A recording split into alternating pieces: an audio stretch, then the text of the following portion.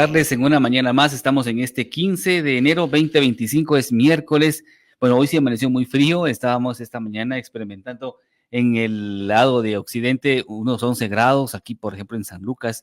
En la capital estábamos a 13, pero ya eso ya implicaba, ¿verdad? Un poco de frío, así que agradezco a usted la atención que nos presta. Estamos llegando ya en vivo por diferentes frecuencias de la emisora. Tome nota, frecuencia 90.5 FM, cubriendo 5 departamentos al centro del país. La frecuencia 95.5 en oriente de Guatemala, 96.1 en el norte, esto en Petén, y la frecuencia 99.9 en el sur, en Escuintla. Pero si no tiene en su localidad frecuencia, búsquenos en la radio en línea. Llegamos a nivel mundial para que nos encuentre ahí, teclee radio.gt para que nos escuche desde su celular o bien desde su ordenador. También estamos por Facebook para que ya puedan compartir la transmisión. También estamos llegando por la plataforma X y en nuestro canal de YouTube. Ahí pueden activar la campana de notificaciones para que les avise que estamos ya llegando en vivo con el programa de hoy. Y el WhatsApp, ya lo conocen, es el 2412-9570 para practicar de un tema muy interesante. Así que vamos con la presentación que tenemos para hoy.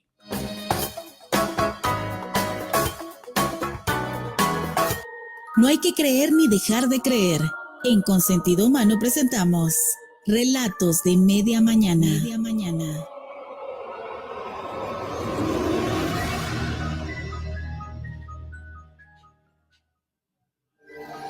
Bueno, la Biblia profetiza sobre muchos eventos que ocurrirán en los últimos tiempos. Estos acontecimientos se pueden clasificar como señales naturales, espirituales, no sé, sociológicos, tecnológicos, en fin, no sé. Siempre nos han dicho que lo que está pasando en este momento, o lo que pasó hace 20 años, o hace 100 años, es porque eran señales del fin de los tiempos.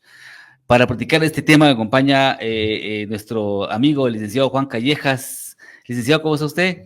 Muy bien, muy contento de estar aquí. Gracias, Alex, por la invitación. Licenciado, todo desde hace cuánto tiempo se viene diciendo que es el fin del mundo, o que se acerca el fin del mundo. Desde el día 1. Desde el día 1 nosotros vemos que en todo el Nuevo Testamento tiene instancias donde ya hasta el mismo Jesús dicen, les van a decir, por aquí es, ya se va a acabar, ya va a tronar, ya va a acabar todo.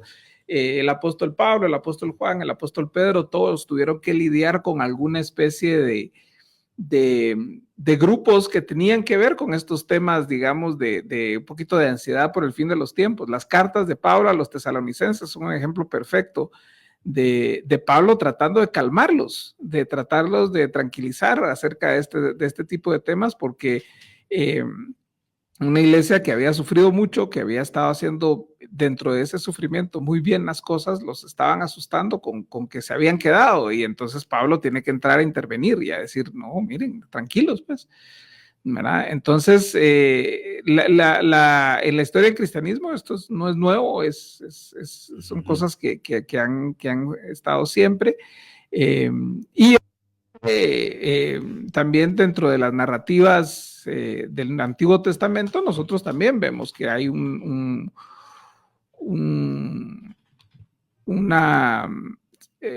¿cómo ponerlo? Como que se está apuntando hacia algo en el futuro, ¿no? Hacia un desenlace de este momento en el que estamos para pasar a la eternidad, ¿verdad? Fue el último libro de la Biblia, según entiendo yo, que se escribió, ¿verdad? ¿Es correcto sí. Esto? ¿Cómo fue esta revelación, por decirlo así? Sí, Apocalipsis fue escrito por el apóstol Juan durante su exilio en la isla de Patmos. Uh-huh. El apóstol Juan a él lo intentaron matar, de hecho lo intentaron hervir en aceite y no lo pudieron matar, y ante esa situación pues lo exilaron como prisionero en una isla, en la isla de Patmos, y donde él tiene alrededor del año 100, cerca del año 100, entre 95 y 100 después de Cristo, tiene esta revelación de parte de Dios, ¿no? Y es lo que él escribe lo que ve, ¿verdad? Lo que él está viendo, y ese es, digamos, como que el origen de este último texto donde el canon bíblico se cierra, ¿no? El apóstol Juan ya había escrito otros 4 textos más que están en el Nuevo Testamento, el Evangelio de Juan y las 3 cartas que tiene, y pues este ya es su último texto. Durante mucho tiempo hemos vivido terremotos, hay hambruna, hay pestilencia. Yo estaba revisando que en Lucas, usted me va a corregir porque no tengo de datos el versículo, pero enumera algunas de las señales naturales que ocurrirán antes de la segunda venida de Jesús. Y mucha gente interpreta que lo que estamos viviendo en este momento, los terremotos, por ejemplo, es parte de esas señales, licenciado. Sí, digamos que hay muchas formas de verlo, ¿no? El lenguaje apocalíptico tiende a ser lenguaje un poco más metafórico o figurativo. Recordemos de que cuando Juan escribe, él está viendo cosas y él lo escribe lo mejor que lo puede describir, digamos, ¿verdad? Sí, los terremotos han existido desde el inicio de los tiempos, sí, no sí. Es nada nuevo, ajá, ¿verdad? No es nada nuevo. Y el tema es que creo que ahora nosotros tenemos una ansiedad mucho más grande porque lo vemos todo en tiempo real. Eso sí es cierto. ¿Verdad? Sí, sí. Yo estaba escuchando, por ejemplo, un podcast del asesinato de Kennedy. Ajá, sí, sí. Y el que lo hizo un productor de cine muy reconocido, muy famoso, él hizo ese podcast y él dice que él tenía como 16 años cuando eso sucedió y que ese fue uno de los primeros eventos donde todo el mundo, o por lo menos todo Estados Unidos, vio lo que había sucedido al mismo tiempo. Ajá, sí, sí. Sobre todo él se refería cuando mataron a Oswald, cuando lo sacan de la cárcel de Dallas. Y entonces el impacto de los medios, ese impacto que se empieza a ver con la televisión en vivo. Recuérdense que en desde, por ejemplo, los años 60 con la guerra de Vietnam, todas las noches pasaban la lista de muertos en la tele. Sí. ¿Verdad? Eso no pasaba antes. Exactamente. Uno no se enteraba antes, por lo menos no tan rápido. Sí, en tiempo real. Y ahora es en tiempo real. Ahora cualquiera con un teléfono puede registrar un temblor, un incendio. Miren lo que vimos de todos los fuegos en Los Ángeles y todo lo. Entonces, eso aumenta un poco más nuestra ansiedad y hace que ese temor se vuelva exponencialmente más grande. Pero las cosas han sucedido igual. Sí, por todos los años han habido terremotos, ha habido inundaciones, lo que pasa es que no nos enteramos. O no nos enteramos al mismo tiempo, o no lo vemos, digamos, tal vez mirábamos un reportaje en la prensa, escrito sin foto, o una foto medio borrosa, o algo así. Sí, sí. Pero ahora lo estamos viendo, ahora escuchamos testimonios de primera mano, ahora todo el mundo es un reportero. Entonces, esa cantidad de información nos tiende a abrumar. Hay un padre católico que ya falleció, holandés, se llama Henry Nouwen. Él escribió un libro que se llama El sanador herido.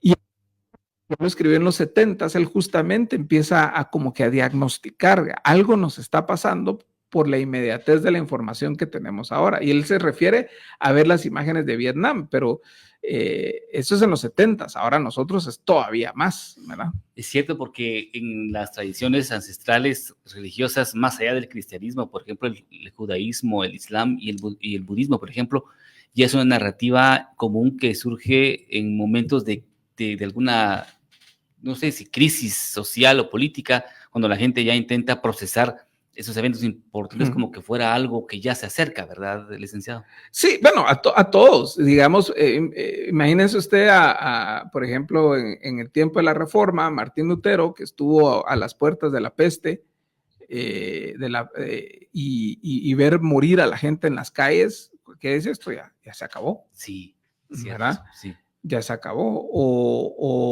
O imagínense ustedes la Segunda Guerra Mundial, lo que causó eso en Europa, todo el mundo dice esto ya se acabó. O la Gran Depresión en los 30s, todo el mundo dice ya se acabó. Deja el terremoto del 76, los anteriores que hubo en Guatemala. Cualquiera diría esto ya se acabó, ¿no? O los tsunamis que vemos en Asia, ¿verdad? Entonces, por supuesto que digamos, delante de nuestro propio sufrimiento y delante de nuestro propio contexto y situación y nuestra propia tradición religiosa, podemos interpretar los eventos que están sucediendo con un sentido de inmediatez o un sentido de urgencia más grande, ¿verdad? Aunque no necesariamente, digamos, cada evento que vemos refleje una situación específica que la Biblia está narrando, que es muy distinto, o que algún texto sagrado esté narrando, ¿verdad? Y de hecho, acuérdense que muchas de las profecías se interpretan o se ven a posteriori, digamos. Ajá, o sea, por sí. ejemplo, la gente lee Nostradamus y dice, esto fue, por tirar un nombre, no sé si Nostradamus lo dijo, ¿verdad? Esto fue Kennedy, ¿verdad? Pero nadie en el tiempo de Nostradamus podía decir, esto va a ser Kennedy, sino que solo se ve en retrospectiva, ¿verdad? Entonces también eso tiene que ver, cómo analizamos nosotros los textos a la luz de las circunstancias que estamos viviendo en el momento, ¿verdad? Lick, voy al corte, pero cuando regresemos vamos a intentar de entender qué dice la Biblia, porque leer la Biblia es un tema que merece un análisis muy profundo, ¿verdad? ¿Qué dice, por ejemplo, este libro? ¿Qué sucederá realmente en los últimos tiempos, verdad? Se habla de las 7 trompetas, se habla de que algunos van a ir o no van a ir, todo esto, que el mundo vivirá algún día. Esto me lo comenta Lick, y también ustedes pueden comentar al WhatsApp al 2412-9570. Yo ya regreso.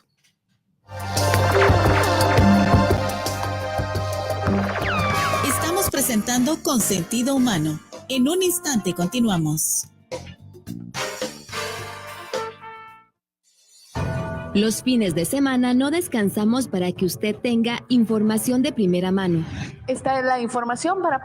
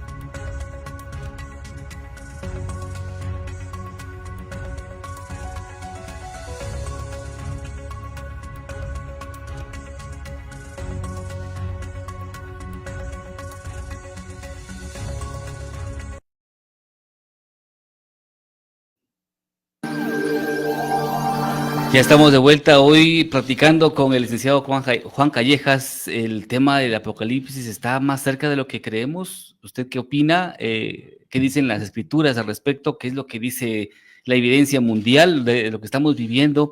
Bueno, licenciado, le comentaba de que cómo poder entender lo que dice este libro del Apocalipsis, porque dice muchas cosas que uno se queda pensando, que es como cuando uno va al Wikipedia y porque se golpeó la mano y ahí nos dicen que nos vamos a morir, porque eso dice Wikipedia, ¿va? Eso pasa con la Biblia en el sentido de que uno no sabe qué está leyendo. Por ejemplo, hay una parte que me dejó a mí pensando y decía, aunque el fin de los días serán tormentosos y una de las mayores pruebas de fe y amor de Dios a los que se enfrentará la humanidad será en este oscuro momento en que los evangelios se predicarán por aquellos que en medio del miedo y de terror se mantendrán firmes en la fe. Es decir, según entiendo aquí, habrá mucho miedo en ese momento, ¿verdad? Sí, digamos que vamos a ver, para entender este texto, Apocalipsis, el último texto de la Biblia, primero hay que entender qué significa la palabra Apocalipsis, para empezar. La palabra Apocalipsis es simple y sencillamente una palabra griega que significa revelación, nada más. Revelación. Sí, o sea, cuando dicen es el Apocalipsis, uno dice es la revelación. Ok. O sea, no es, Apocalipsis no tiene ninguna asociación la palabra con miedo, terror, destrucción, desastre, nada. Simple y sencillamente quiere decir revelación. Ajá. De de la narrativa bíblica es importante entender la gran historia de la Biblia. ¿Cuál es la metanarrativa, digamos? La narrativa que engloba todos los textos que hay en la Biblia, todos los libros que hay en la Biblia responden a esta narrativa. Y esta narrativa tiene 4 movimientos. ¿Verdad? El primer movimiento es la creación. El segundo movimiento es la caída. El tercer movimiento es la redención. Y el último movimiento es la consumación o glorificación, o sea, el final, ¿verdad? Y ojo, esas 2 palabras, consumación y glorificación, porque no son palabras negativas. Consumación quiere decir terminó y glorificación es algo positivo. Sí. Entonces, la narrativa del Apocalipsis, o más bien el texto del Apocalipsis, porque no es una narrativa, sino es una carta, el texto del Apocalipsis está orientado en realidad para darnos esperanza de la victoria final de Jesús sobre el diablo, la muerte del pecado y ese arranque o inicio de la eternidad. Entonces, Apocalipsis es bien importante entender. Primero, es una carta. Sí. 2, es una carta dirigida a un grupo específico de personas. ¿Verdad? Y aquí nosotros vemos que la audiencia original de Juan son 7 iglesias, 7 congregaciones. ¿Verdad? Entonces, Apocalipsis fue escrito a ellos. ¿Verdad? Ahora, una regla fundamental de interpretación bíblica es que la Biblia nunca puede significar algo que nunca significó. O sea, la intención original de Juan de escribirle a Éfeso, Esmirna, Pérgamo, Tiatiro, Filadelfia, Laodicea y Sardis esa es el significado intencionado del texto. No puede significar algo que nunca significó para ellos. ¿Verdad? Entonces, a la luz de ese texto y a la luz de esa intención original del autor, nosotros entonces en Guatemala, 2025 años después, en otro idioma, en otra cultura, en otro contexto de tecnología, de sociedad y todo, nosotros, ¿cuáles son las lecciones de acá para nosotros? ¿Verdad? Entonces, nosotros que el mensaje de Juan a las iglesias, por ejemplo, primero empieza Juan con una visión hermosa de quién es Jesús. Sí. ¿Verdad? Y eso debe, para empezar, marcar el tono de dónde estamos. Estamos bajo esa luz. Luego, Pablo tiene un mensaje para las iglesias, que es curioso porque justo el domingo en la iglesia donde me congrego, el pastor empezó y vamos a tener una serie de 8 semanas, una con cada una de estas cartas a las iglesias. Y estas cartas tienen una estructura muy interesante. Cada carta empieza con una descripción diferente de quién es Jesús, ¿verdad? Claro. Entonces, eso nos ayuda a formar una visión integral de quién es Jesús. Dice, aquel que anda entre 7 candelabros de oro, dice una. La otra dice, el primero, el último, el que estuvo muerto y ha vuelto a la vida. Otra carta dice, el que tiene la espada aguda de 2 filos. Bueno, son distintas formas de ver a Jesús. Claro. ¿Verdad? Cada una de las cartas tiene un reconocimiento a algo bueno de estas iglesias. Cada una de estas cartas tiene un llamado de atención a algo malo en estas iglesias y cada una de estas cartas tiene una promesa para estas iglesias, ¿verdad? Que usualmente, y un llamado de atención para todos nosotros, que es como terminan todas las cartas. El que tiene oídos para oír, que oiga lo que el Espíritu dice a las iglesias. Entonces, el mensaje para nosotros es, ¿qué es lo que Dios le está diciendo a la iglesia a través del mensaje a cada una de estas iglesias? Que han perdido su primer amor, que han abandonado la doctrina, que están sirviendo bien de esta forma. Entonces, todo eso es un mensaje para nosotros y un llamado de atención para nosotros y una promesa a la que podemos nosotros aspirar hacia el futuro de la bendición de Dios. Entonces, a la luz de todo esto, claro, es que entonces ya entra Juan a darnos una serie de distintas visiones. Y aquí es bien importante entenderlo porque Juan no está escribiendo una historia.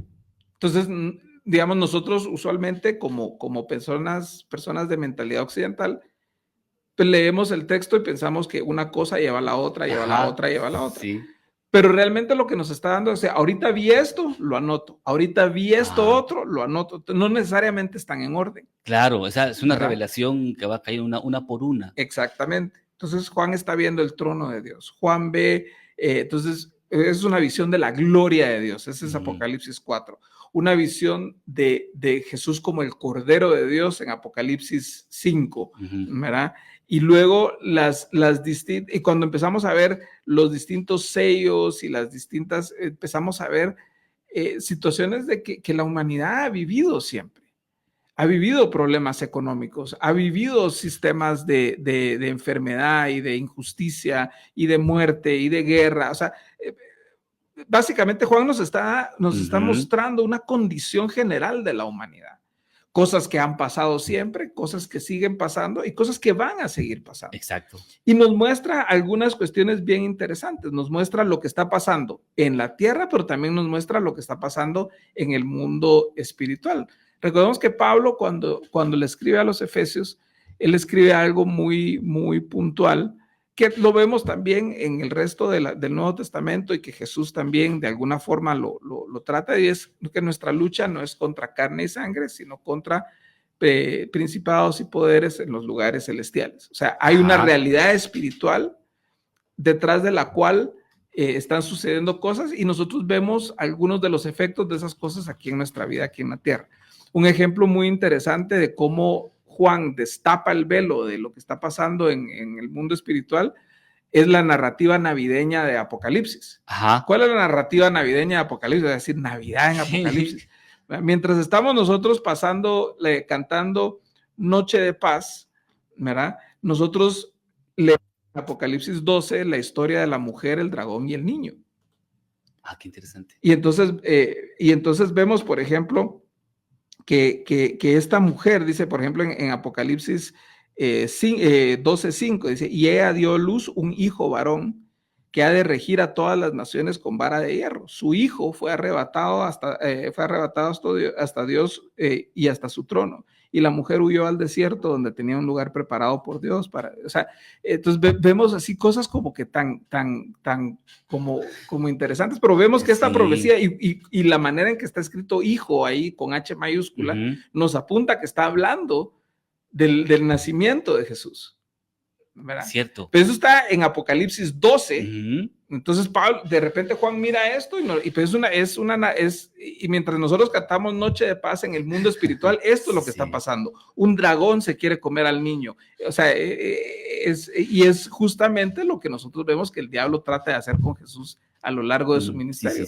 Entonces nosotros vemos este tipo como que de distintas visiones.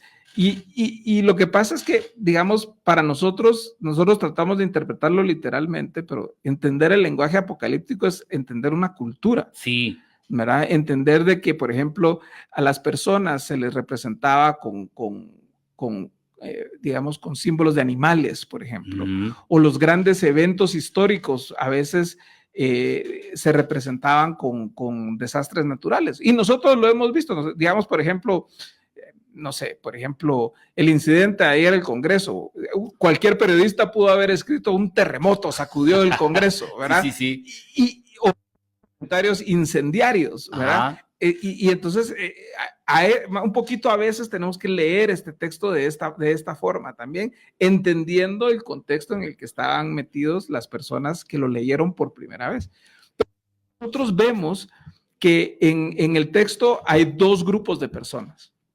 En el texto de Apocalipsis. Nosotros vemos constantemente que los santos sufren por la fe, mueren por la fe y están aguardando la redención, pero son fieles en medio del sufrimiento, son fieles en medio de las circunstancias y siguen perseverando. Pero también vemos en varios instantes del texto, por ejemplo, en el contexto de la narrativa de la sexta trompeta en Apocalipsis 9, dice, empezando en el verso 20, dice, el resto de la humanidad, los que no fueron muertos por estas plagas, no se arrepintieron de las obras de sus manos, ni dejaron de adorar a los demonios y a los ídolos de oro, de plata, de bronce, de piedra y de madera, tampoco se arrepintieron de sus homicidios, ni de sus hechicerías, ni de su inmoralidad, ni de sus robos. Entonces nosotros vemos, y esta frasecita de no se arrepintieron, se repite un par de veces más en el texto también. Sí. Entonces vemos dos grupos de personas. Vemos que hay personas que perseveran hasta el fin, vemos personas que a pesar de las circunstancias, de las catástrofes y todo que están viviendo, que están sucediendo, de las guerras, de los dolores, del sufrimiento, no se arrepienten. Sí, es cierto. Y usted dijo algo que me llama la atención, porque esto de las 7 iglesias que yo lo pude, como le explicaba yo en un principio, yo intenté entenderlo, mi falta de conocimiento teológico tal vez o mi falta de paciencia no logré desmenuzar, pues por lo mismo, porque como usted bien dijo, pues uno lo lee y lo lee textual, ¿verdad? Y dice uno, esto va a pasar. ¿Cómo le hacemos entonces para entenderlo? Porque, por ejemplo, yo leía, y ahí también usted que es experto en esto me va a poder guiar, porque, por ejemplo, hay una parte, y esto no lo vi en la Biblia, alguien me lo comentó, me hablaba acerca de un versículo bíblico que no recuerdo quién fue, déjeme, aquí tengo mi chivo porque me preparé y lo perdí, pero aquí lo tenía, y tenía que ver con Lucas, si no estoy mal. Y Lucas decía en una parte, no, Mateo decía que Jesús responde que una de las señales serán los rumores de guerra y enfatiza que no es el fin, sino el inicio del fin. Cuando dice esto uno se pone a pensar, como usted dijo, en lo que pasa en Ucrania, ¿verdad? Sí. Dice uno, pero si hace 50 años pasó la guerra, la Segunda Guerra Mundial, por ejemplo, sí. Luego fue la Primera Guerra Mundial, pero si vamos más allá, la guerra allá en Francia, en los bolcheviques. Entonces, ¿cómo entender esto en los tiempos modernos? Porque cuando dicen se acerca el fin, el tiempo se entiende como que ya estamos en el fin de los tiempos. Sí. ¿Hay alguna forma de medir ese tiempo que falta? De hecho, no, porque el mismo Jesús lo dijo. O sea, nadie sabe el día ni la hora. De hecho, digamos, un entendimiento bíblico de los últimos tiempos arranca con decir, en el momento que el Señor Jesús ascendió al cielo, ahí empiezan los últimos tiempos. O sea, estamos en la última parte. Hace 2025 años. Por sí, o sea, estamos en la última parte, ¿verdad? ¿Por qué? Porque estamos aguardando el regreso de Jesús. De hecho, por eso celebramos Navidad todos los años.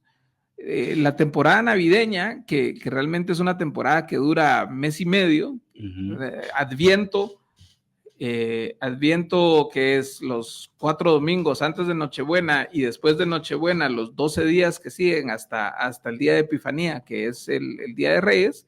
Ese es el tiempo, digamos, de la temporada completa.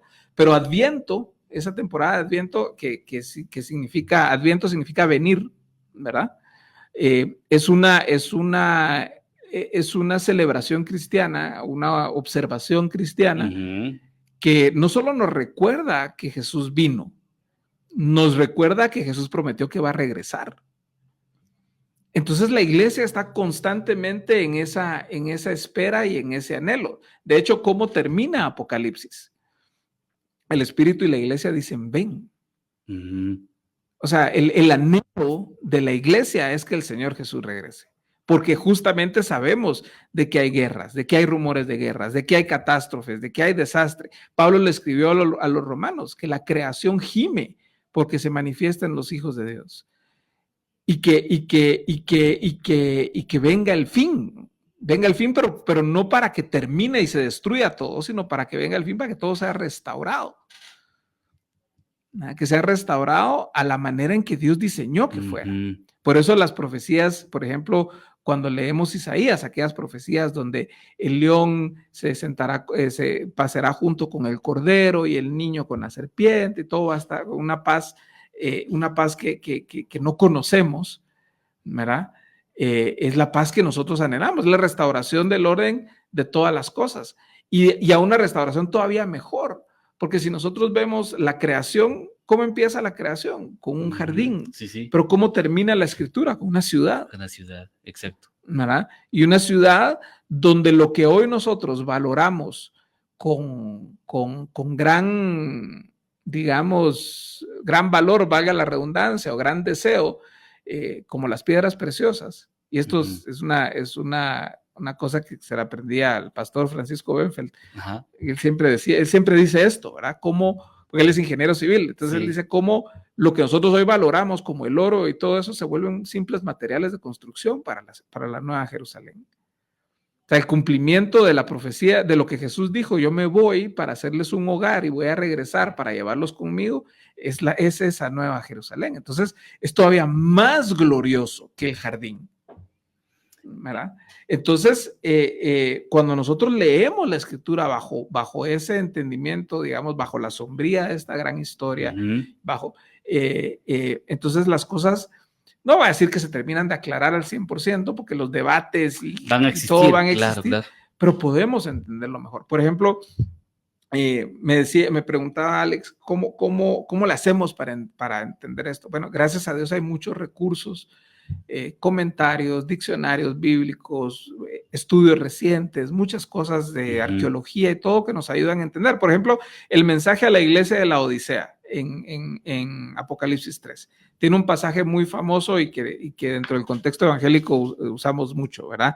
Yo tus obras, que ni eres frío ni caliente, ojalá fueras frío o caliente, así que puesto que eres tibio y no frío ni caliente, te vomitaré de mi boca. Entonces usualmente utilizamos esto y decimos, es que los que son calientes están en fuego por Jesús, los que son fríos no quieren nada que ver con Jesús, y los que son tibios no son ni chicha ni limonada, y entonces no sirven para nada. Bueno, pero cuando uno estudia historia y cuando uno estudia geografía y cuando uno entiende un poquito mejor el mensaje de esto, y qué es lo que Juan está diciendo acá. Bueno, primero, la Odisea. ¿Cuál es esa ciudad? Bueno, la Odisea es una ciudad que está en un valle en medio de dos otras ciudades muy, muy conocidas, Colosas y Hierápolis. Esas son las dos ciudades. Estas dos ciudades, Colosas y Hierápolis, tienen fuentes de agua. Una, aguas termales, y la otra, agua fresca, ¿verdad? Las aguas termales siempre se ha creído que tienen unas propiedades curativas, ¿verdad? Y el agua, digamos, de manantial fresca, pues es refrescante, sustenta la vida, ¿verdad? Okay. Entonces, ¿qué hizo Roma? Roma agarró cada una de esas dos fuentes e hizo acueductos de cada una que fueron a aterrizar a Hierápolis, a la Odisea, perdón. Entonces, ¿qué hacía? Y aterrizaba en una poza común de agua. Se juntaba el agua caliente con el agua tibia, con el agua fría. ¿Y qué quedaba? Agua tibia que ya no servía para nada. Entonces, ¿cuál es el mensaje para la Odisea? O eres caliente, de los que sirven como el agua de Colosas para sanar, o eres frío para refrescar. Interesante. Pero no eres tibio. Con esa agua chuca, agua que ya perdió sus propiedades, que ya no sirve para nada. Entonces, las cosas son un poquito más aterrizadas a ratos de lo que quisiéramos, ¿verdad? Lo que pasa es que, obvio, nuestra tendencia como seres humanos queremos como que mistificarlo todo y hacerlo así todo súper espacial o diferente, pero hay cositas ahí que algunas sí son así como... Se ponen a pensar, por ejemplo, el pasaje de Lucas 2:21, creo que es, que predice que una de las señales del fin del mundo serán las epidemias. Se imagina usted qué pasó con el COVID-19, ¿verdad? Que se disparó esa señal, por decirlo así. Y lo mirábamos, y ya mira, y que la vacuna es el apocalipsis. Antes la tarjeta de crédito era la señal de la bestia, y después el código de barras. Sí, cierto. O sea, eso yo lo viví en los 80s y 90s. Inclusive el final del ciclo pasado, del 99, también. 2000 era el proceso ya el final de los tiempos. Y mire, yo soy culpable, yo sé de interpretar la guerra del Golfo como el fin del mundo también, y mira, los tanques son estos que dice Ezequiel y no sé qué, y mi tío muy sabiamente, mi tío Julio me dijo, no seas agorero. Y se me quedó, no seas agorero. Y sí, porque lo hemos, o sea, digamos, nuestra tendencia es esa, pues, ¿verdad? Pero no es nada nuevo. No es nada nuevo. Entonces, ¿qué es lo que nos estamos dando cuenta? Que constantemente nos venimos equivocando por querer cometer un error que lamentablemente se ha introducido mucho desde que yo crecí en el contexto evangélico en los 90s, que es, decían, usted tiene que leer la Biblia con el periódico al lado. Sí, pues, para ¿verdad? poder entender la realidad. Y realmente ese no es el camino. Por ahí no es, dirían los muchachos. Ajá. ¿Verdad? Claro, la Biblia sí nos llama a ser entendidos en los tiempos, pero ¿para qué? Para vivir sabiamente, para Claro. saber cómo amar a las personas, para poder comunicar el evangelio de las maneras que necesita ser comunicado, para trabajar, para incluso estar dispuestos a sufrir por el evangelio, pero no para generar, digamos, histeria. Es cierto. ¿Verdad? Yo voy al corte y cuando regresemos tal vez usted me ayudará a entender porque yo subrayé algunos pasajes que, bueno, en mi punto de vista son los que más nos explota la cabeza, ¿verdad?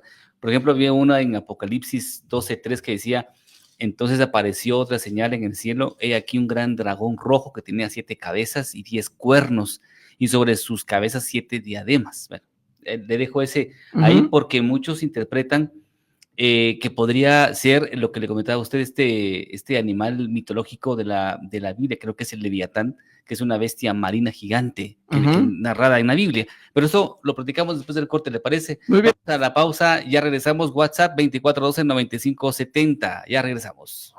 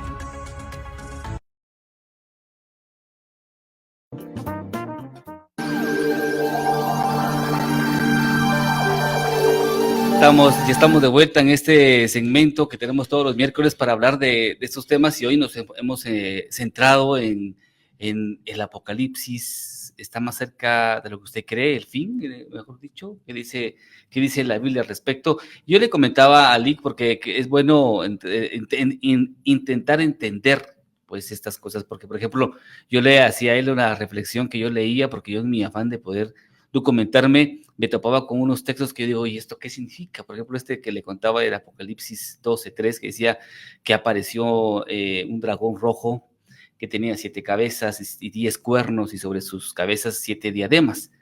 ¿Cómo entender este juego de palabras con los números? Porque hablamos otra vez de 7, 10, 7, se repite el número 7, 10, yo entendía que podría ser este animal bíblico de Leviatán, pero ¿cómo entender esta parte? Sí, en este pasaje específico, bueno, en todos en general, pero en este es más fácil todavía encontrar o descubrir un principio también básico que utilizamos, es que la Biblia interpreta la Biblia.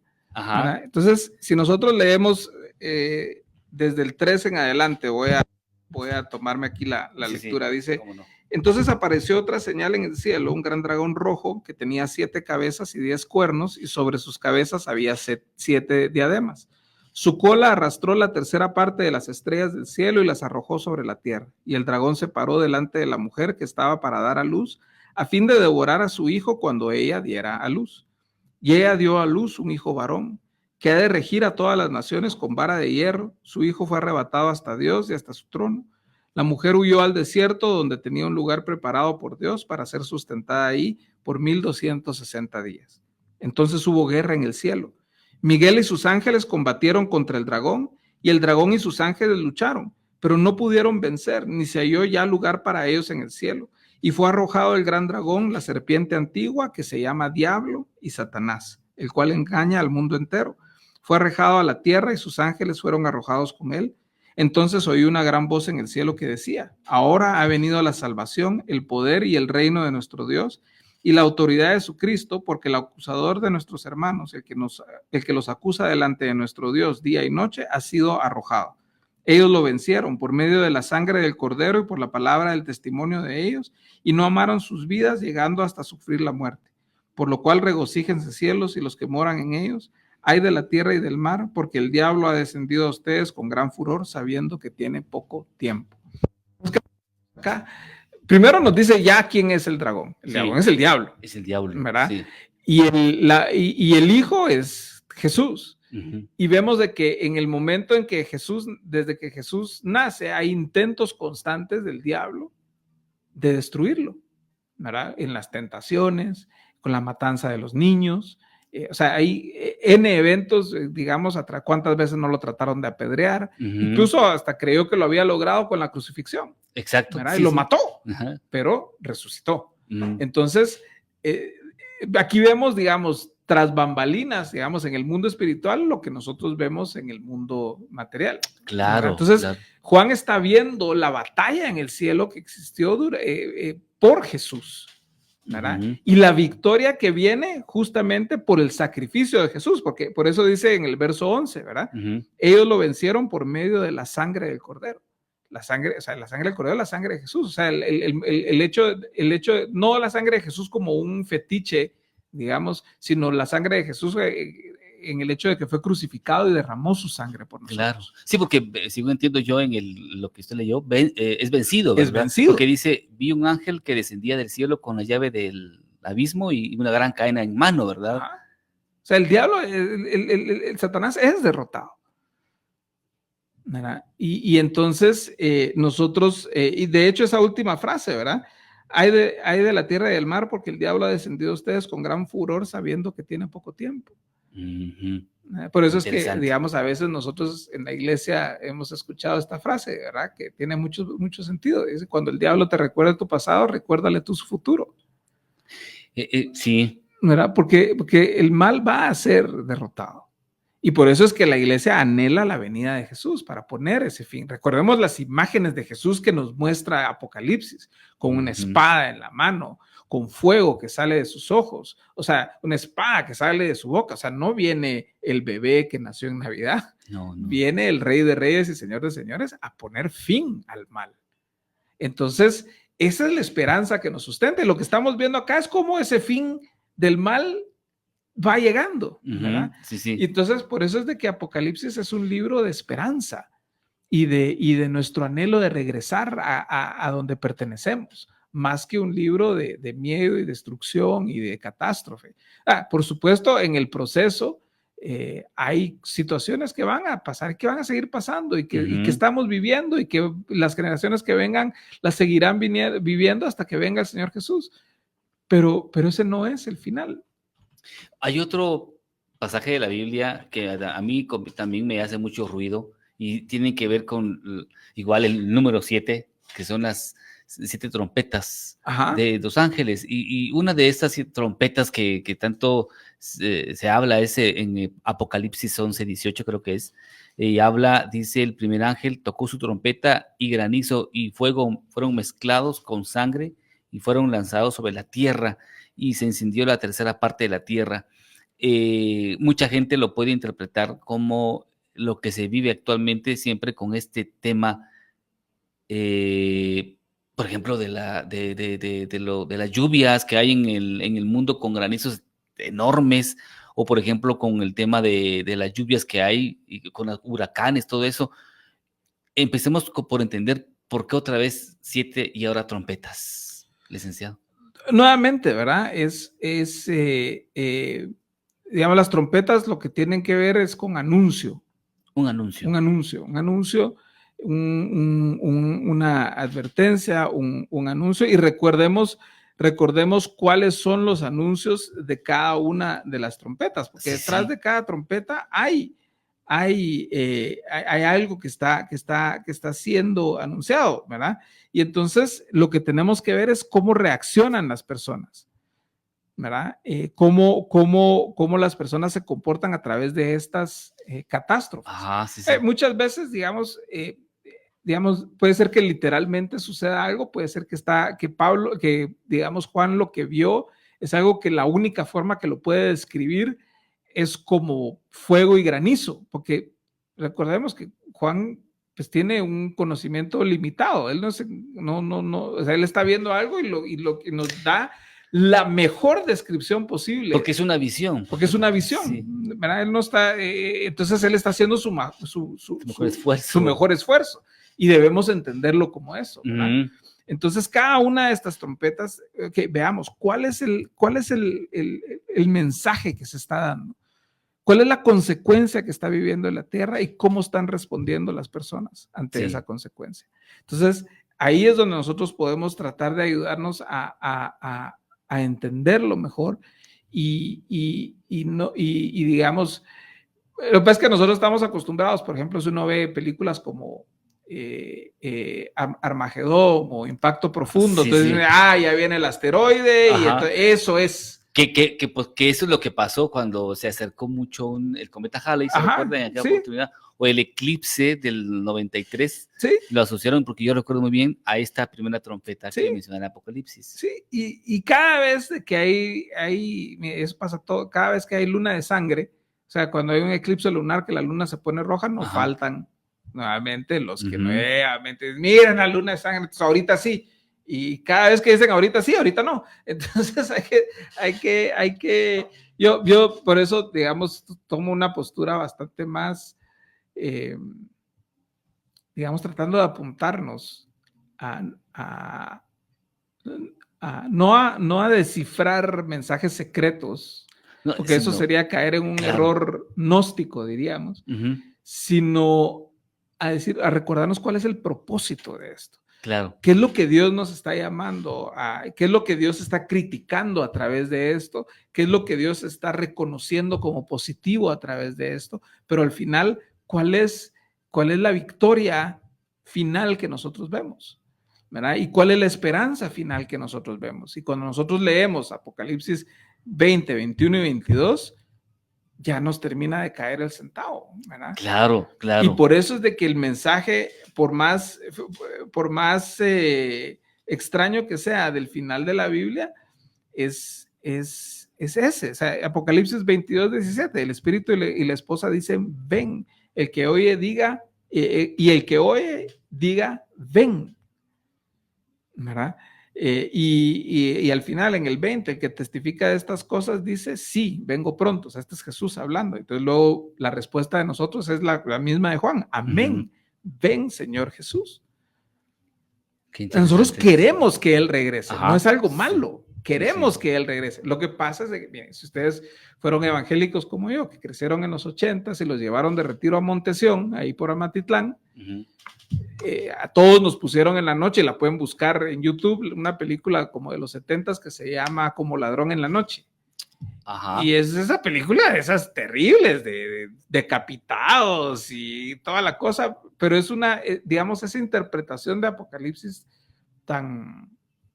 tiende a ser, primero no es antigua, no es una interpretación digamos, histórica de la iglesia, digamos, una interpretación muy norteamericana, muy del siglo XX, muy particular, digamos, ¿verdad? Entonces, pero eso es la influencia que nosotros tenemos. Yo me leí todos los libros de Dejados Atrás y solo les recuerdo, Dejados Atrás no es Biblia, ¿verdad? Son 12 libros, son novelas muy entretenidas, pues otra vez una interpretación gringocéntrica de una línea particular de la lectura de Apocalipsis.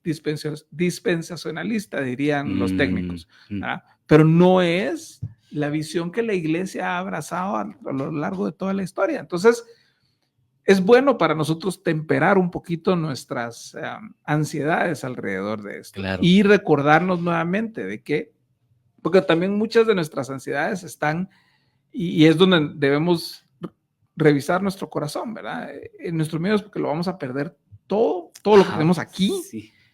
Ya sabemos que lo vamos a perder. Y que nuestro tesoro está en el cielo, entonces tranquilos, pues. Sí, eso es muy cierto. ¿Verdad? Voy al corte, si me lo permite, y cuando regresemos, le quiero preguntar de una, no sé si llamarlo persona, de una palabra que se menciona, que es el anticristo. Ajá. ¿Qué es el anticristo? Por eso me lo responde después del corte comercial. Sí. Vamos al corte, el WhatsApp es el 2412-9570, ya regresamos.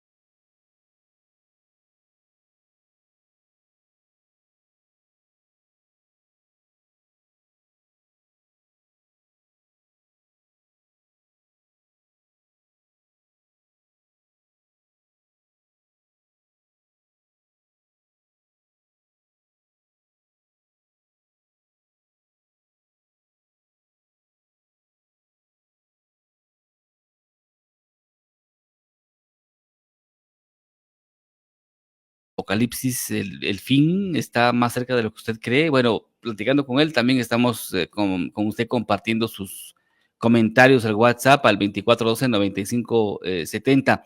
Bueno, parte también de lo que se habla en las epístolas de San Juan, en las cuales se emplea una palabra en parte de este libro, es el tema del anticristo. Pero realmente, ¿qué es el anticristo, licenciado? Ok.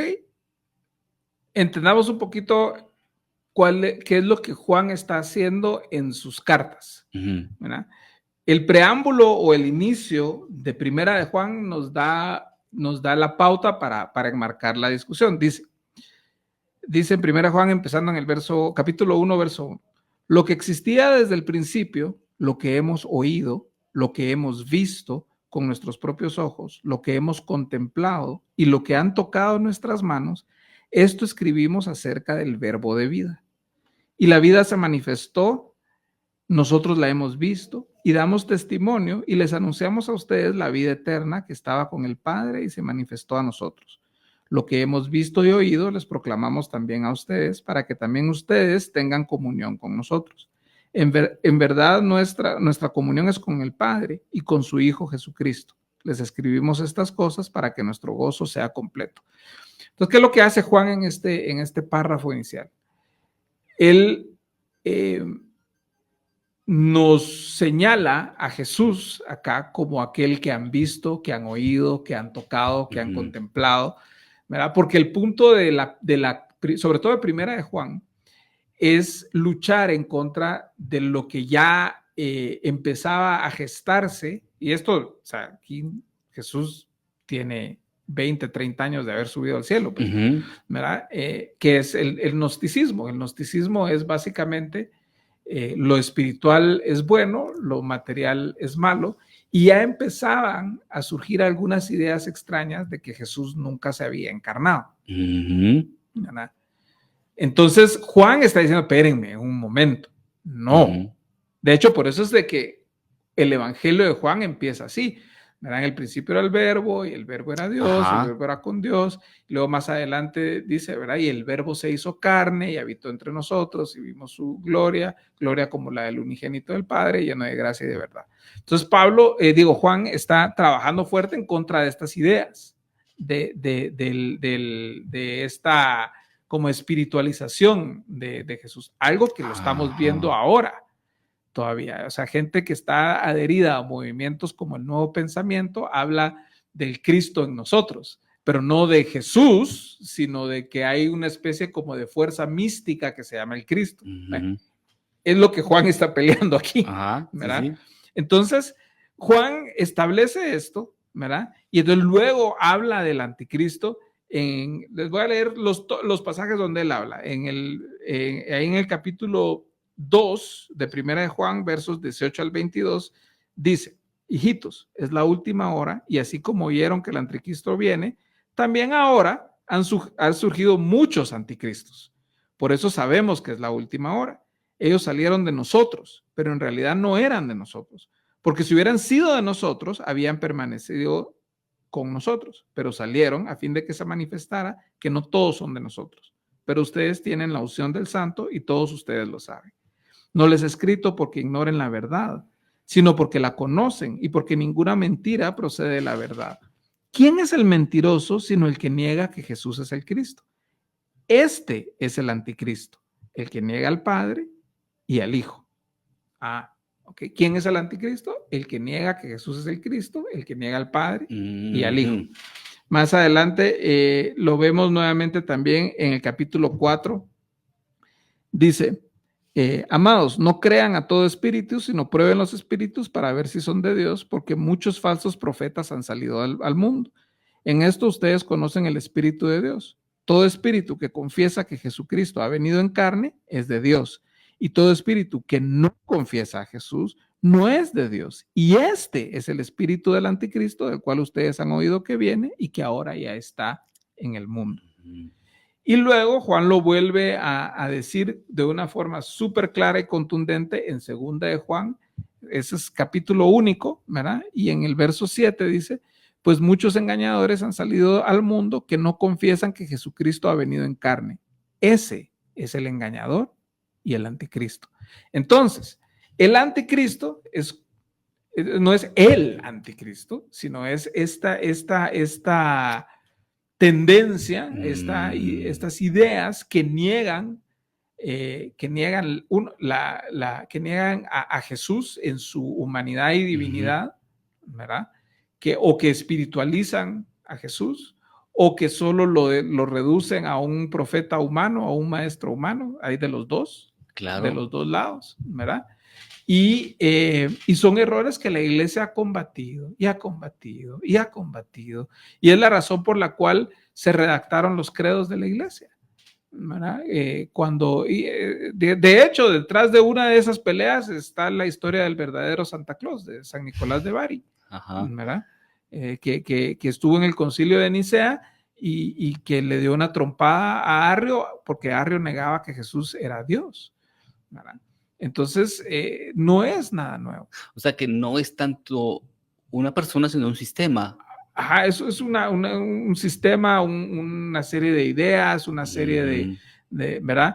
Entonces, todos los que niegan que Jesús es el Cristo, o sea, el Salvador del mundo, todos los que niegan que Jesús vino en la carne, todos los que niegan que Jesús es Dios, o sea, la cristología ortodoxa, cristiana, histórica, ¿verdad? Jesús es una persona con dos naturalezas, una naturaleza 100% humana, 100%, otra naturaleza 100% divina, que son inseparables, que son indivisibles, como dice el credo de Nicea, como dice el credo de Calcedonia, como dice el credo de San Atanasio, etc.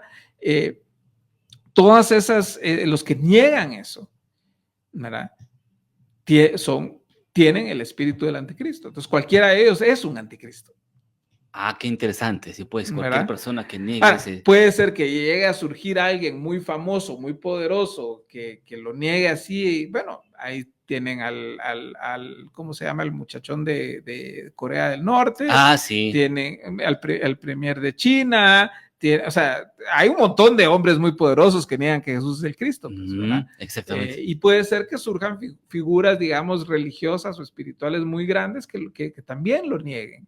Claro. O sea, que lo nieguen dentro del contexto de la cristología ortodoxa histórica. Por eso es de que, por ejemplo, pues el Dalai Lama tendrá sus opiniones acerca de Jesús, escribió libros de eso, pero nada de lo que él dice es autoritario. Nada de lo que él dice es ortodoxia cristiana bíblica.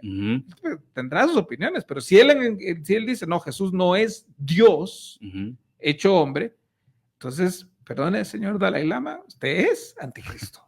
Qué interesante. Ricardo nos escribe en Zona 1, nos pregunta la diferencia que hay en este, usted habla acerca de la bestia que aparece y que es el mismo demonio, pero ¿qué relación hay con el 666?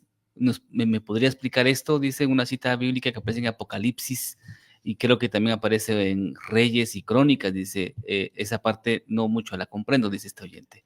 Saludos. Sí, el tema de la señal de la bestia, al final lo que tenemos que ver es qué es lo que está sucediendo en este momento, ¿verdad? O sea, hay dos tipos de personas. Los que siguen a Jesús a pesar de los pesares y los que siguen a la bestia. Entonces, la señal del 666 simplemente es como que una forma en la que Juan vio que se distinguían aquellos que siguen a la bestia. Ya. Que siguen al diablo, pues básicamente, ¿verdad? Que están en contra de Jesús. Y entonces puede haber situaciones en donde los cristianos sean perseguidos y se restrinjan sus derechos económicos y todo eso por no negar la fe.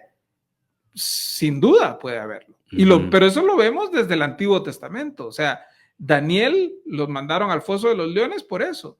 A los 3 amigos de Daniel los trataron de quemar vivos por eso, ¿verdad? Los apóstoles murieron por eso, por no plegarse ante el poder político y afirmar que su único Señor es Jesús, ¿verdad? Y nosotros lo vemos con cristianos en Egipto, con cristianos en China, con cristianos en Corea del Norte, con cristianos en muchas partes del mundo que están siendo perseguidos y puede llegar un político a restringir sus derechos económicos de comprar y vender por eso. Sí, como le sucedía a los judíos que no podían tener tierra en la Europa medieval. Sí, Exacto. ¿verdad? Entonces, al final, lo del 666 no es tanto como otra vez, ¿verdad? No es el chip de la vacuna, no es la tarjeta de crédito, no es el código de barras. Es un sistema que puede llegar a restringir y que puede distinguir ante aquellos que deciden seguir a Jesús, no importa qué, y están dispuestos a sufrir por él y a morir por él, etcétera, de aquellos que simplemente siguen la corriente. Nos pregunta ahora, están muy atentos. Daniel dice, ¿qué pasa con los muertos? Se habla de que resucitan, Jesús resucitó al tercer día, pero según Apocalipsis, en una parte dice que en la segunda venida de Cristo, los muertos resucitarán. ¿Cómo interpretar todo esto? ¿Qué pasa entonces cuando morimos? Saludos a usted, dice el licenciado. Bueno, cuando morimos, nos morimos. Y esperamos a que el Señor nos resucite. Y esa es la esperanza que tenemos, ¿verdad? Esa es la esperanza. De hecho, por eso es de que Apocalipsis termina así. Ya no hay más muerte, no hay más llanto, no hay más dolor, no hay más enfermedad, ¿verdad? Y los que morimos en Él tenemos la esperanza de ser resucitados para estar con Él. Y los que murieron sin Él, pues tienen su destino también, ¿verdad? Y por eso es de que los cristianos tenemos esa urgencia de comunicar el evangelio, de anunciar la esperanza, las buenas noticias de que en Jesús hay perdón de pecados, hay vida eterna. ¿Por qué? Porque sabemos de que aunque no sabemos si la venida de Jesús es inminente en el sentido de que viene mañana, nuestra vida de cada uno de nosotros va a terminar. Entonces tenemos que aprovechar bien el tiempo para comunicarle a todas las personas que podamos sobre la esperanza que tenemos en Jesús. Dice, mire lo que comenta Raquel, dice, hola Alex, yo no soy muy experta en esto, pero sí he leído la Biblia, pero yo creo que la Biblia tiene mucho que decir acerca de la vida después de la muerte y esto contradice la opinión de Juan, que dice, porque de tal manera amó Dios al mundo que ha dado a su Hijo unigénito para que todo aquel que él cree no se pierda. Luego en el versículo 36 Jesús dice, el que cree en el Hijo tiene vida eterna, pero el que rehúsa creer en el Hijo no verá la vida, sino que irá de Dios, no, sino que la ira de Dios sobre él caerá. Y luego dice Hebreos, y de la manera que se está establecido para los hombres que mueran una sola vez, y después de esto el juicio. Según estos versículos, todos vamos a morir, pero no todos vamos al cielo. ¿Qué me dice el licenciado? Totalmente de acuerdo, así es. Así es. Qué interesante. Así es, de hecho, todos, o sea, el juicio va a suceder. Jesús viene a juzgar, ¿verdad? Y ahora, eso es buenas noticias para los que vivamos y muramos en Él, habiendo creído en Él, habiendo vivido para Él, ¿verdad? Habiendo confiado en que su sacrificio en la cruz es suficiente para el perdón de nuestros pecados, pasados, presentes y futuros, ¿verdad? Habiendo confiado en que su gracia es la que nos salva y no nada de lo que nosotros podamos hacer, ¿verdad? Pero hay quienes no. Aquí nos escribe... no digas mi nombre, dice, hola Alex, yo siempre he creído que a lo largo de nuestra existencia, este mundo terrenal, la Biblia nos ha mostrado varios fines del mundo. Por ejemplo, ¿qué pasó con el tema de Sodoma y Gomorra? Siento que fue un final. También hubo otro final cuando Moisés huyó con toda la gente en esa barca y pues el diluvio mató a todo eso, a todo lo malo. Creo que siempre habrá finales del mundo. La pandemia fue una, pero para mí el fin del mundo es cuando morimos. Saludos, Alex. O sea, la destrucción de Sodoma y Gomorra fue el fin para los habitantes de Sodoma y Gomorra. Punto. ¿Verdad? El diluvio, sí, el diluvio destruyó a toda la humanidad, pero Dios salvó animales y personas y la vida continuó, ¿verdad? Y por eso es de que, digamos, Dios siempre va a preservar un remanente. De hecho, una de las profecías más lindas de Isaías, en Isaías capítulo 6, Isaías está viendo la destrucción de todo. Está viendo la destrucción de todo, la destrucción de todo, la destrucción de todo. Y él dice, ¿hasta cuándo? ¿Hasta cuándo? Y Dios le contesta, y dice, hasta que únicamente quede un tunco. Y de ese tunco va a salir una ramita. y de ahí va a brotar todo otra vez. O sea, Dios no termina esas destrucciones. Y de hecho, Dios prometió nunca volver a hacer un diluvio como el que hizo, ¿verdad? Entonces, la muerte es el fin de cada uno de nosotros, de nuestra vida terrenal, pero cada uno de nosotros es un ser eterno. Ninguno de nosotros es, o sea, no, tal vez eterno es incorrecto decirlo porque no existimos desde antes de que haber nacido, pero es un ser que tiene después de la muerte una vida hacia adelante. Ahora, la pregunta es, ¿dónde? ¿Con Jesús o sin Él? No tengo otra pregunta, dice, hola, licenciado. Yo siempre he creído de que lo que vivimos son señales, por ejemplo, y la política es parte de eso. El restablecimiento de Israel en su tierra en 1948 constituye una profecía cumplida, licenciado. Saludos.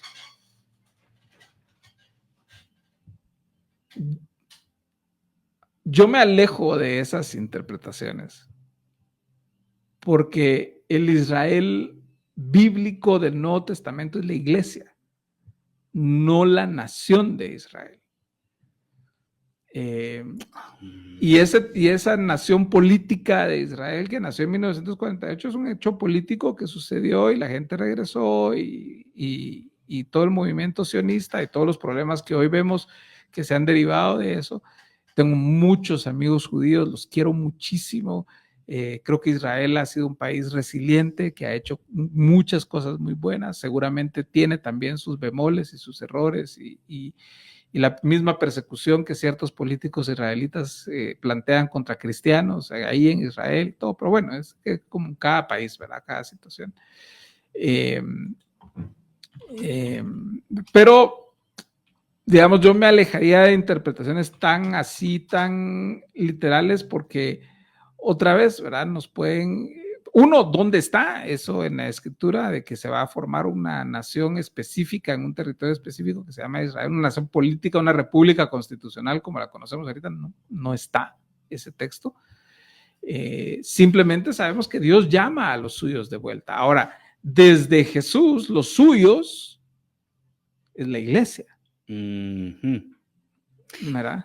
Y voy al corte, pero me voy con lo que usted dijo porque hay un oyente que me pregunta, ella nos cuenta y nos confiesa que no es creyente, pero que le ha llamado mucho la atención un concepto que alguien le dijo afuera de su casa cuando la estaba intentando evangelizar sobre el rapto y el arrebatamiento. ¿Me pueden explicar cuando hablan de eso, de qué trata? ¿Tiene que ver con el Apocalipsis? Bueno, eso me lo comentará el licenciado después del corte. Agradezco a quienes están ya compartiendo las preguntas al WhatsApp al 2412-9570. Ya regresamos.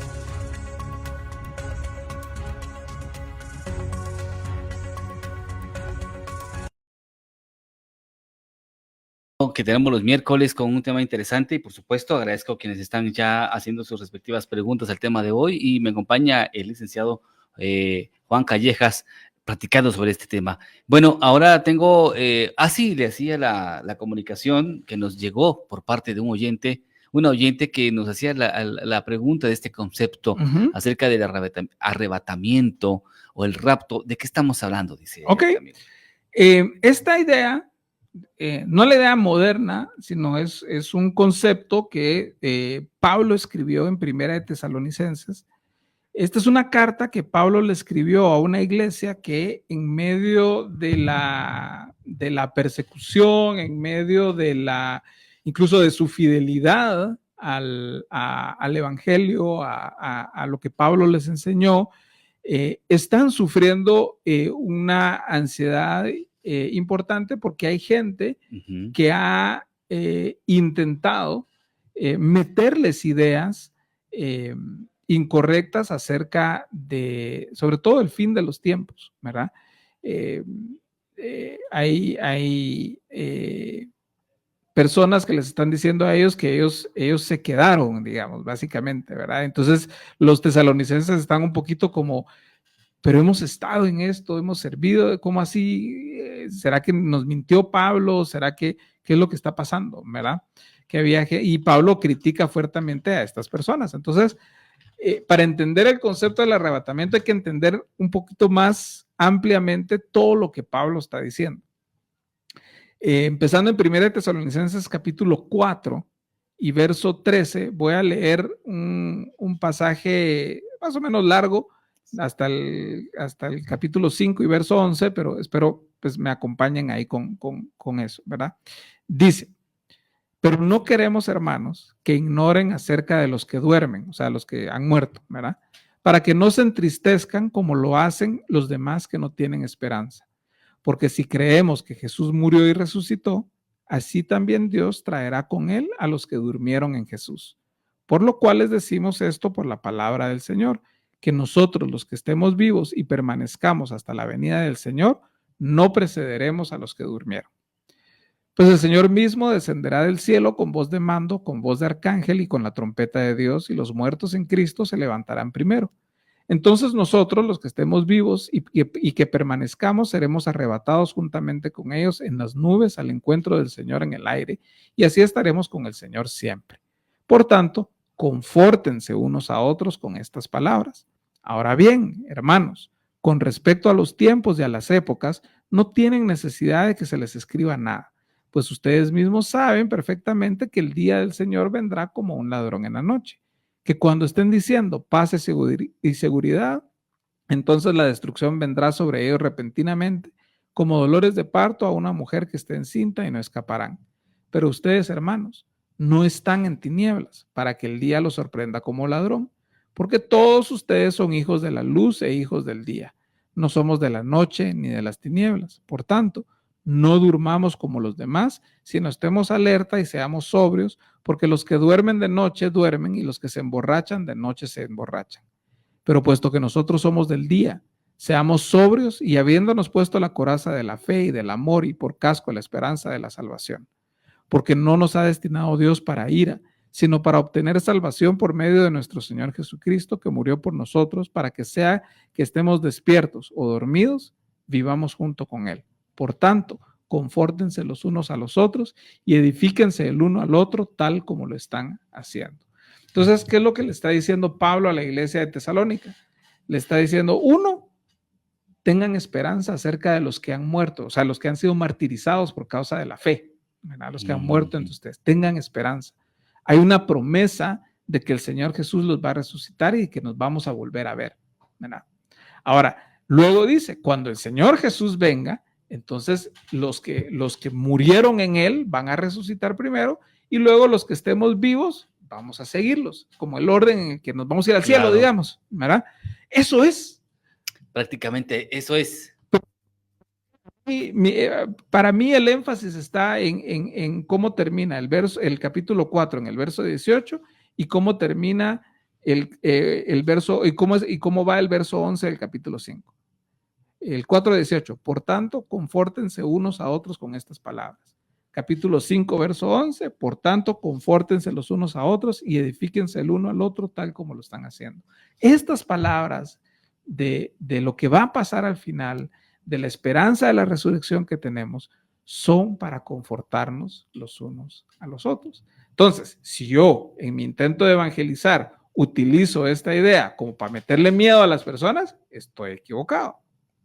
Y cabal, esto me está preguntando también otro oyente, nos hace la siguiente consulta, dice, el licenciado sabrá por qué los testigos de Jehová tienen arraigada la idea en su interpretación del Apocalipsis de que solamente 144,000 personas irán al cielo. Es una doctrina que no concibo, pero me llama la atención esa interpretación, pregunta. Sí, es una interpretación. Recuérdense que el grupo de los testigos de Jehová, digamos que es una secta que se sale de la ortodoxia cristiana, y pues obviamente debemos de respetar sus creencias y todo, pero digamos dentro de la ortodoxia cristiana no encajan, ¿verdad?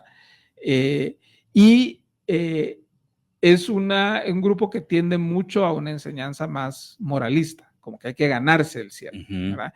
Entonces ellos toman el texto de Apocalipsis 7, que es donde está esta idea de los 144,000 sellados, que es una manera en que Juan ve cómo hay personas de las tribus de Israel que se salvan, ¿verdad? Que Dios preserva a su pueblo, ¿verdad? A su pueblo que confió en él, pues, que confió en Jesús, ¿verdad? Esa es una distinción importante. Claro. Judíos que confiesan a Jesús, que existen miles alrededor del mundo, y entonces los pone que Dios se rescata a 12,000 de cada una de las tribus de Israel, como una manera de completar, digamos, esta visión de que todo es, de que gente de todo el pueblo original de Dios es salvada, ¿verdad? De hecho, nosotros vemos de que, digamos, en la imagen de la Nueva Jerusalén hay espacios que están, digamos, que nos recuerdan a las 12 tribus de Israel, y hay espacios que nos recuerdan a los 12 apóstoles. O sea, es esa continuidad del Israel, digamos, físico, étnico, si quieren, al Israel espiritual, que es la iglesia. Es esa continuidad que nosotros vemos en la Escritura. Entonces, es un poquito eso, pero digamos, una interpretación, otra vez, ¿verdad? Relativamente reciente, siglo XIX, principio del siglo XX, claro, que no corresponde a una lectura histórica, ortodoxa, cristiana de la Biblia, ¿verdad? Nos está escribiendo ahora terminación 19, dice, hola en cabina, buenos días. Siempre he pensado que el Apocalipsis está escrito de la misma forma como están escritos, por ejemplo, profecías como Nostradamus. Se pueden interpretar de muchas formas. El problema es que algunas personas quieren hacer creer que su propia interpretación es la verdad absoluta. Dice, saludos. Digamos que Apocalipsis, otra vez, ¿verdad? Como es un texto que está dentro de la Escritura,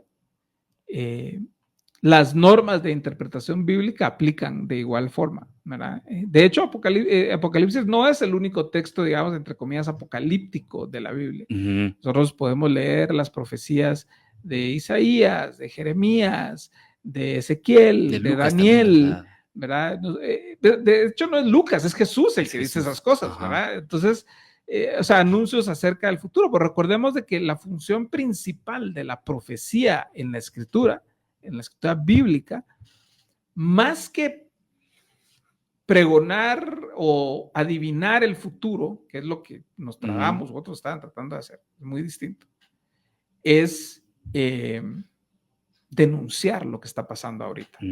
Por eso es que la audiencia de Apocalipsis son estas 7 iglesias. Ellos son los lectores originales de este texto. Entonces, a ellos es quien les tiene que llevar el primer impacto, ¿verdad? Y también, además de eso, pues toda la Escritura, digamos, es un todo cohesivo. La Escritura, la Biblia, los 66 libros de la Biblia, bajo esta metanarrativa de creación, redención, caída, redención y glorificación, ¿verdad? Y a la luz de todo eso es de que nosotros podemos hacer una lectura cada vez más fiel de los textos, ¿verdad? Y que está al escrutinio público, pues, y que digamos está sujeta a eso. De Nostradamus, pues no sé, pero es sea, muchos siglos después de la escritura, no está atado necesariamente a una gran historia, a una narrativa y a una visión del mundo como la que presenta la Biblia. Y nuevamente, ¿verdad? Nostradamus solo lo pueden interpretar a posteriori, nadie sabía qué estaba diciendo en el momento que lo estaba diciendo, o probablemente pensaron que sabían y después otras personas pensaron que decía otra cosa y así más adelante, pero la escritura podemos tener, digamos, sobre todo del propósito del libro, que es esta vez nuevamente lo más importante para mí, no los eventos que a veces creemos que eso se trata de eventos y de catástrofes específicas y cosas aquí, sino cuál es el propósito de Apocalipsis al anunciarnos la esperanza que tenemos en Jesús, de la derrota final del mal y de la vida eterna que tenemos en él. Nos está preguntando Samuel, dice,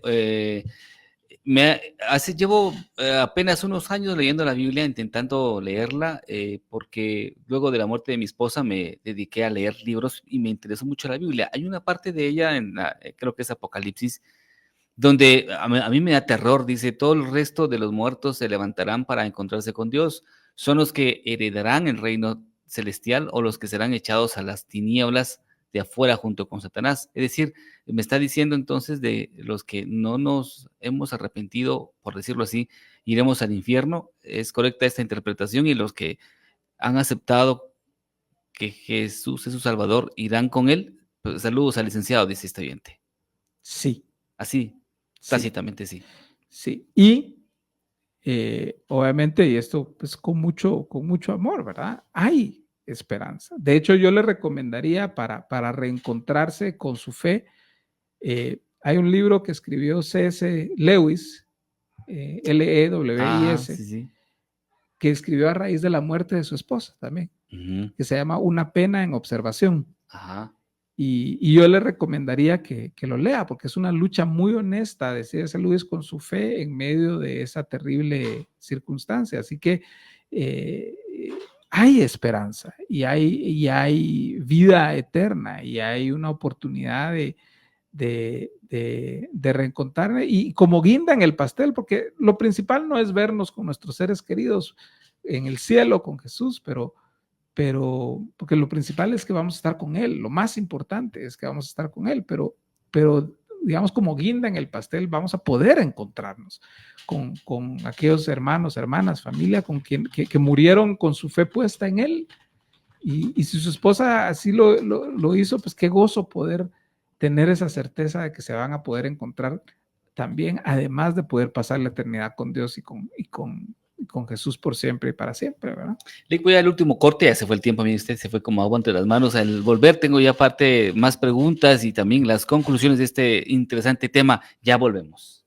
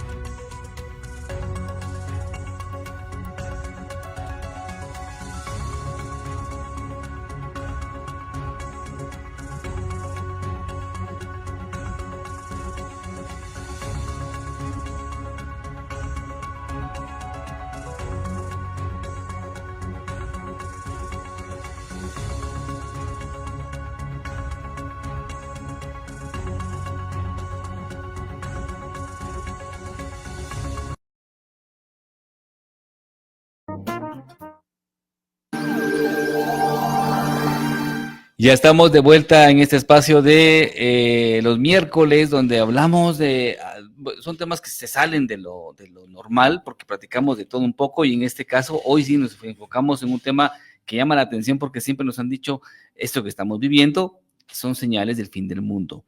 Y a veces, pues es mejor escudriñarlo y entenderlo con expertos que nos vengan a contar sobre realmente qué es lo que pasa. WhatsApp 2412-9570. Tengo más preguntas que nos llegan. Dice un oyente que nos está escribiendo, dice, hola Alex, yo leí un pasaje de la Biblia que era de Daniel, no sé si también es parte del fin del mundo, pero decía, él se acercó a donde yo estaba y cuando llegó me aterroricé y caí sobre mi rostro, pero él me dijo, entiende, hijo de hombre, que la visión se refiere al tiempo del fin. Nunca entendí este pasaje. Saludos a usted, Alex, y a su invitado. Ok, sí, Daniel tiene algunas visiones proféticas sobre el fin de los tiempos. Y otra vez, ¿verdad? Hay que buscar comprenderlas también a la luz de las escrituras. Si no estoy mal, no sé si está hablando de las 70 semanas o de la estatua del rey Darío, de la estatua que está formada de diferentes materiales, ¿verdad? Pero nuevamente, ¿verdad? Hay que leer Daniel en contexto primero. O sea, Daniel y Daniel en el contexto de la escritura también. Exacto. ¿Verdad? Ajá. Y eso nos va a ayudar también a interpretarlo mejor, ¿verdad? Dice un oyente, hola Alex, yo sí tengo la convicción de que lo que estamos viviendo son los últimos tiempos. Vea usted los incendios en California, algo poco usual. Vea usted lo que está pasando en toda la parte de Europa y esas guerras que se viven. Creo yo que todo esto es parte de las señales del fin del mundo. Pero como bien dice su invitado, ha sido claro la palabra de que no sabremos ni el día ni la hora. Saludos para ustedes y buen programa, dice el oyente. Muy bien, sí. Sí, estoy seguro que también muchas personas cuando fueron los incendios en Hawái pensaron lo mismo, o incendios todos los veranos hay incendios forestales en Estados Unidos, todos los veranos. Espérense que llegue por ahí de julio, agosto, y sucede, pues, ¿verdad? Así como hay tsunamis en Asia, así como hay huracanes en la costa este de Estados Unidos, ¿verdad? Lo que pasa es de que, nuevamente, también, ¿verdad? Nuestra ansiedad se alimenta porque es mediático, esta vez más porque celebridades perdieron sus hogares. Sí. Entonces eso también como que le da como que un toque así más, ¿verdad? Pobrecito, no sé, tal actor porque perdió su casa. Que pues sí, ciertamente pobrecito, pero como que se magnifica un poco la tragedia por eso, ¿verdad? Tengo otro oyente que nos cuenta, dice, hola Alex, le podría a su invitado preguntar qué opina sobre las guerras de Israel y el Medio Oriente, esos conflictos que se viven, y qué dice la palabra respecto de esos conflictos. Dice, saludos a ustedes. Pues son conflictos, nuevamente, no deberían de sorprendernos porque desde Génesis está anunciado de que va a haber conflictos entre la descendencia de Ismael y la descendencia de Isaac, ¿no? Hay temas políticos serios ahí, temas étnicos serios ahí. Curiosamente, los que más sufren y nadie se da cuenta son los cristianos en Palestina, ¿verdad? Porque son marginados por los dos, por los musulmanes y por los judíos. Ajá, sí. ¿Verdad? Y aquí en Guatemala hay una comunidad cristiana palestina muy grande, ¿verdad? Que seguramente están viendo lo que pasa ahí, también lo sufren, pero ellos no pueden decir mucho porque entonces aquí el sionismo de acá les cae encima, ¿verdad?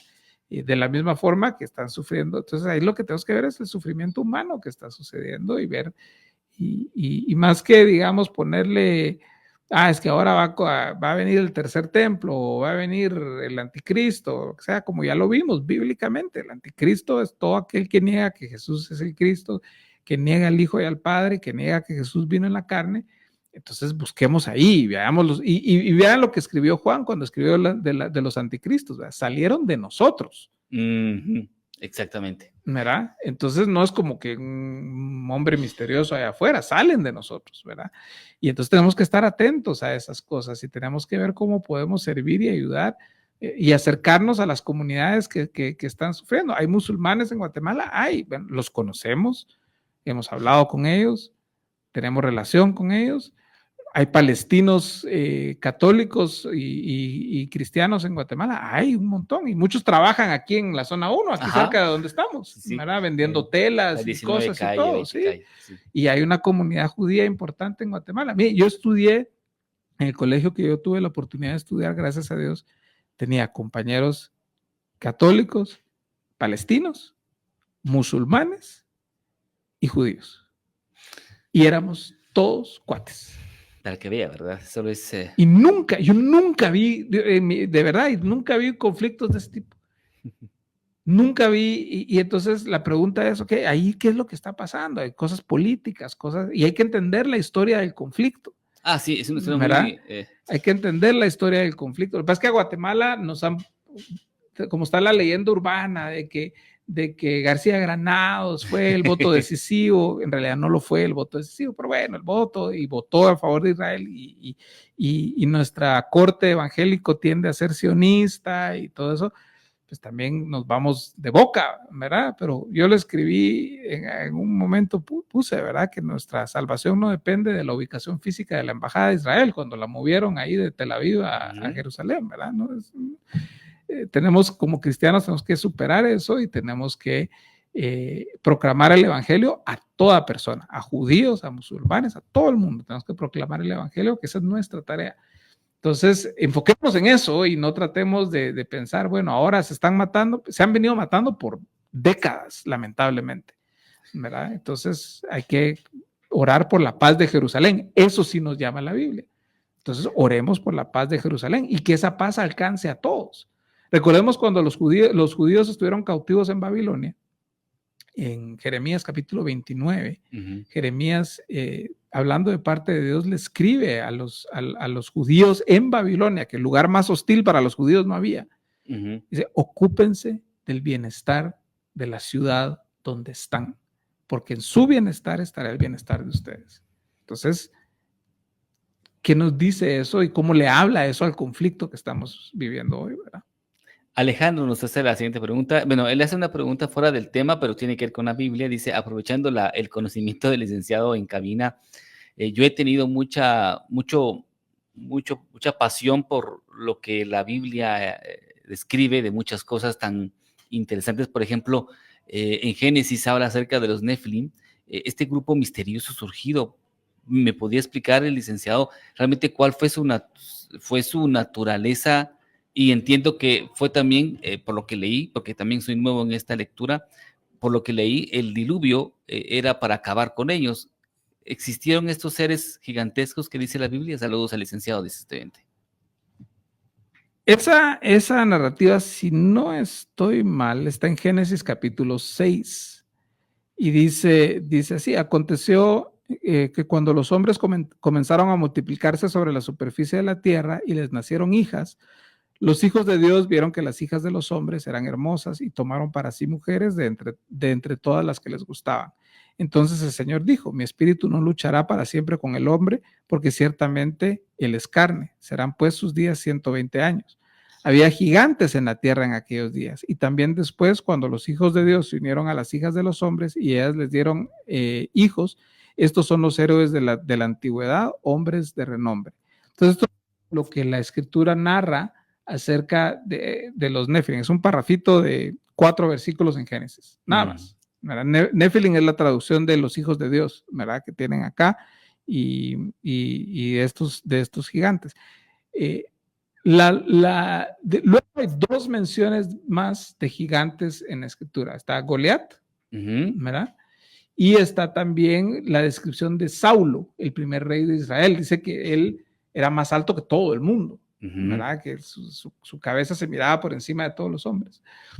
Entonces, ciertamente, si la Biblia los describe, sí es que así eran, ¿verdad? Ahora, ¿es por causa del diluvio? No necesariamente. ¿Qué es lo que sí vemos? Es la causa del diluvio, la dice Dios inmediatamente después, en el verso 5. El Señor vio que era mucha la maldad de los hombres en la tierra y que toda la intención de sus pensamientos de los pensamientos de su corazón era solo para hacer siempre el mal. ¿Verdad? Entonces, esa es la causa del diluvio.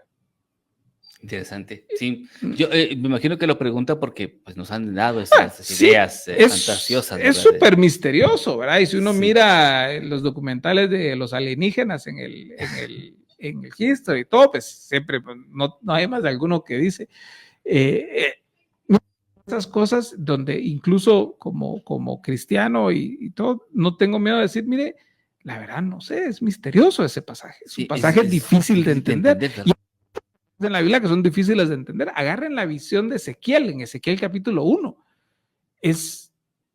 sea, hay quienes, Eric von Daniken en su obra Las carrozas de los dioses lo describe como una nave espacial, ¿verdad? O sea, pero la verdad que ¿qué vio Ezequiel ahí? Pues lo que dice que vio, pero ¿qué era? No sé. Sí, ¿verdad? Es cierto. Entonces, una carroza de fuego. Sí, de verdad. Pero miren, abrazar el misterio es parte de la fe. Y decir, Dios es tan grande que hay cosas misteriosas que Él dejó aquí en la tierra y que sus profetas vieron y que no las podemos terminar de explicar. Exactamente. Y eso nos ayuda también a no pretender que podemos explicar a Dios. Todo, ¿verdad? Que lo podemos explicar todo, sino vivir en el misterio es parte del viaje de fe que tenemos. Dice un oyente, hola Alex, ¿qué opina su invitado acerca de los libros apócrifos como el de Enoch, que tiene muchos pasajes interesantes que también podrían ser analizados con el tema de la Biblia? Pero ¿cuál es su opinión, licenciado? Dice usted. Muy bien, hagamos una distinción, ¿verdad? Hay libros deuterocanónicos, que son los libros del segundo canon que usaban los judíos griegos durante el tiempo de la diáspora digamos, fuera de Israel, cuando vivían en Tesalónica, Filipos, Macedonia, todos esos lugares. Esos libros que son parte del canon bíblico en la Iglesia Católica, por ejemplo, ¿verdad? Esos libros como segundo canon son libros que incluso reformadores como Lutero y Calvino leyeron, utilizaron, simple y sencillamente no son reconocidos como parte del canon bíblico porque no están en el canon hebreo, están en un canon griego que se escribió después de ese tiempo. Pero son libros útiles y son libros que nos hablan mucho de la historia de ese tiempo. Los libros apócrifos, que fueron algunos escritos cerca de los tiempos bíblicos, otros mucho tiempo después.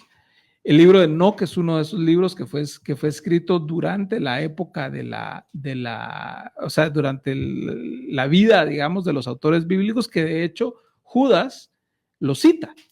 Judas, el autor, Judas, el autor de la carta, que se llama Judas, cita a Enoch cuando habla también un poco de la venida de Jesús. Y dice en Judas, un solo capítulo, en el verso 14, dice, también profetizó Enoch en la 7ª generación desde Adán, diciendo, el Señor vino con muchos millares de sus santos para ejecutar juicio sobre todos y para condenar a todos los impíos de todas sus obras de impiedad que han hecho impíamente y de todas las cosas ofensivas que pecadores impíos dijeron contra él.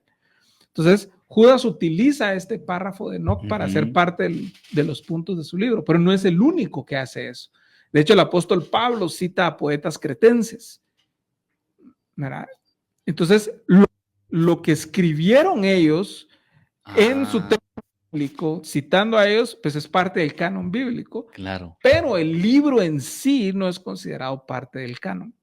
Ni por judíos, ni por judíos helénicos, no está en el canon de los deuterocanónicos del Antiguo Testamento que tiene la Iglesia Católica, no está. Entonces es un libro no canónico, ¿verdad? Escrito durante la época de la Biblia. Y luego hay libros apócrifos que no reconoce la Iglesia y que fueron escritos siglos después.